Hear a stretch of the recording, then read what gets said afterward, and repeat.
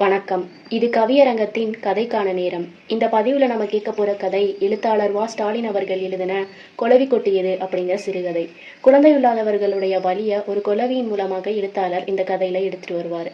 வாங்க கதைக்குள்ள போகலாம். கதையினுடைய ஆரம்பத்துல ஆனந்த் அப்படிங்கிற ஒரு சிறுவன் டிவி பார்த்துக்கிட்டு இருக்கான். அவன் யாரு அப்படின்னா ஆனந்தி அப்படிங்கிற ஒரு பொண்ணோட தம்பி. 2 பேரும் டிவி பார்த்துக்கிட்டு இருக்காங்க. இந்த சமயத்துல ஆனந்தியோட அப்பா வீட்டுக்குள்ள வராரு. எப்ப பார்த்தாலும் டிவி தானா அப்படின்னு கேக்குறாரு. உடனே கரண்ட்டும் கட் ஆயிருது. போப்பா என்னப்பா நீ அப்படின்னு ஆனந்த் சொல்றான். என்ன டிவியில போட்ட கதையை தானே திரும்ப திரும்ப போட்டுக்கிட்டு இருப்பான் அப்படின்னு அவங்க அப்பா சொல்றாங்க. உனக்கு மட்டும் என்ன புதுசா ஏதாவது கதை தெரியுமா என்ன அப்படின்னு ஆனந்த் கேக்குறான். ஏன் தெரியாது, நான் சொல்றேன் அப்படின்னு அவங்க அப்பா சொல்றாங்க. இப்போ கதை கேட்கறதுக்காக ஆனந்தும் ஆனந்தியும் அவங்க அப்பா பக்கத்துல உட்கார்றாங்க. அவங்க அப்பாவும் கதைய ஆரம்பிக்கிறாரு. 2 செங்கோலவி புதுசா கல்யாணமாகி இருக்குதுங்க. உடனே ஆனந்த் சிரிக்கிறான். எப்படிப்பா செங்கோலவி கல்யாணம் பண்ணும் அப்படின்னு கேட்கிறான். அதோட அப்பா சொல்றாரு, டேய் கதைனா அப்படிதான் இருக்கும், சும்மா கேளு அப்படின்னு சொல்றாரு. அதோட அப்பா தன்னோட கதைய கண்டினியூ பண்றாரு. கல்யாணம் பண்ண 2 செங்கோலவியும் ரொம்ப சந்தோஷமா இருக்குதுங்க. அங்கேயும் இங்கேயும் பறந்து திரிஞ்சிட்டு ரொம்ப குதூகலமா இருக்குங்க. அப்படி பறந்து திரிஞ்சிட்டு இருந்ததுல ஒரு கூட்டுல போய் உட்காருதுங்க. கூட்டுல உட்கார்ந்த கொஞ்ச நேரம் கழிச்சு அந்த பொம்பளை செங்கோலவி கத்த ஆரம்பிக்குது. பொம்பளை குலவி ஏன் கத்துது அப்படின்னு தெரியாத ஆம்பளை குலவி, என்னடி ஆச்சு, ஏன் கத்துன அப்படின்னு கேக்குது. என்னடா அங்கிட்டும் இங்கிட்டும் பாக்குற அப்படின்னு சொல்லிட்டு கூட்டுல இருந்து ஒரு வயசான செங்கோலவி வெளியில வருது. உங்களுக்கு எல்லாம் ஒரு கூடு கட்டவே வக்கில்ல, உங்களுக்கு கல்யாணம் ஒரு கேடா அப்படின்னு அந்த வயசான செங்கோலவி அந்த 2 புதுசா கல்யாணமான அந்த குலவிகளை பத்தி கேக்குது. இதனால 2 குலவிங்களும் ரொம்பவே வருத்தம் அடையுது. இந்த வார்த்தையை கேட்டு அந்த 2 குலவியும் அந்த இடத்த விட்டு பறந்து போயிருதுங்க. அது 2 நாளையும் ஒழுங்கா பறக்க முடியல. அதனால ஒரு மரத்து இடையில போய் உட்காந்துருங்க. கொஞ்ச நேரம் கழிச்சு ஆம்பளை குலவி அந்த பொம்பளை செங்கோலவிட்ட கேக்குது. என்னம்மா, என்ன கவலைப்படுறியா அப்படின்னு கேக்குது. உடனே அந்த பொம்பளை செங்கோலவி சொல்லுது, அந்த கிழட்டு செங்கோலவி என்னைய கடிச்சது கூட வலிக்கல, ஆனா வீடு கட்ட முடியாத உங்களுக்கெல்லாம் கல்யாணம் ஒரு கேடான்னு கேட்டுருச்சு, அதுதான் ரொம்ப கஷ்டமா இருக்கு அப்படின்னு சொல்லுது. இதை கேட்டு 2 குலவியுமே அழுகுதுங்க. இந்த கதையை கேட்டுட்டு இருந்த ஆனந்த், சே பாவம்பா, அந்த குழந்தைங்களுக்கு நம்ம ரூம்ல தங்க ஒரு இடம் கொடுத்துடலாம் அப்படின்னு சொல்றான். உடனே ஆனந்தியும் அதுக்கு தலையாட்டுறான். ஆமாப்பா, நம்மளும் இடம் கொடுத்துடலாம் அப்படின்னு.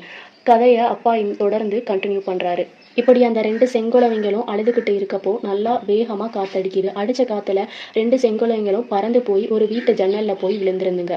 அப்படி போய் விழுந்ததுல 2 செங்கோலவிங்களும் மயக்கப்பட்டு விழுந்திருந்துங்க.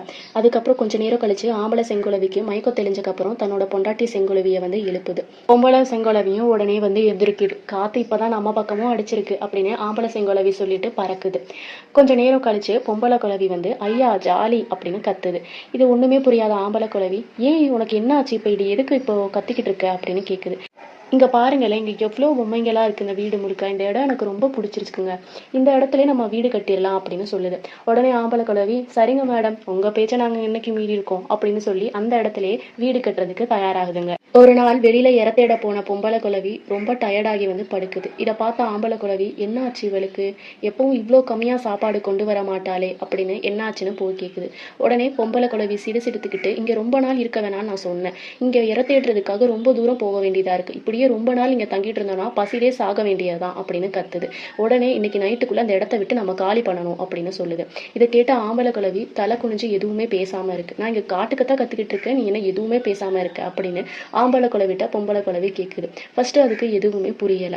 அப்போதான் அந்த 2 குழந்தைங்களும் குடியிருக்க அந்த வீட்டோட பொண்ணு தன்னோட கணவன்கிட்ட பேசிக்கிட்டு இருக்காங்க. என்னங்க, உங்களுக்கு ஒரு விஷயம் தெரியுமா, நம்ம வீட்டு பொம்மை மேல செங்கோலவிங்க கூடு கட்டிக்கிட்டு இருக்குதுங்க அப்படின்னு ரொம்ப சந்தோஷமா சொல்றாங்க. அதுக்கு அந்த கணவன், அதுக்கு ஏன் நீ இவ்வளோ சந்தோஷப்படுற அப்படின்னு கேக்குறாங்க. என்னங்க, உங்களுக்கு விஷயமே தெரியாதா, பக்கத்து வீட்டு அக்கா தான் சொன்னாங்க, எந்த வீட்டில் செங்கோலவிங்க கூடு கட்டுதோ அந்த வீட்டு பொம்பளைங்க மாசமா இருப்பாங்களாம் அப்படின்னு. இதை கேட்ட அந்த கணவன், அடிப்போடி என்கிட்ட கல்யாணம் ஆகி 3 வருஷம் ஆகுது, இன்னும் நமக்கு குழந்தையே இல்லை, 3 வருஷமா ஆஸ்பத்திரிக்கு அலைஞ்சுக்கிட்டு இருக்கோம், முதல்ல டாக்டர் எழுதி கொடுத்த அந்த மருந்து சீட்டையை போய் எடுத்துட்டு வா அப்படின்னு சொல்றாங்க. நீங்க நம்பலைன்னா போங்க, நான் நம்புறேன், கண்டிப்பா நமக்கு நல்லதுதான் நடக்கும், செங்கோலவிங்க ஒன்றும் சும்மா கூடு கட்டாதுன்னு சொல்லி தேம்பி தேம்பி அழுகிறா. அவ அழுததை பார்த்த அந்த பொம்பளை செங்கோலவியும் ஆம்பளை செங்கோலவியும் கண்ணு நிறைய கண்ணீரோட தங்களோட கூட்டுக்குள்ளேயே திரும்ப போயிருச்சுங்க. அதாவது தன்னோட வீட்டை காலி செய்யணும் அப்படின்னு நினைச்ச அந்த செங்குலவிங்க தன்னோட முடிவை கைவிட்டுருச்சுங்க.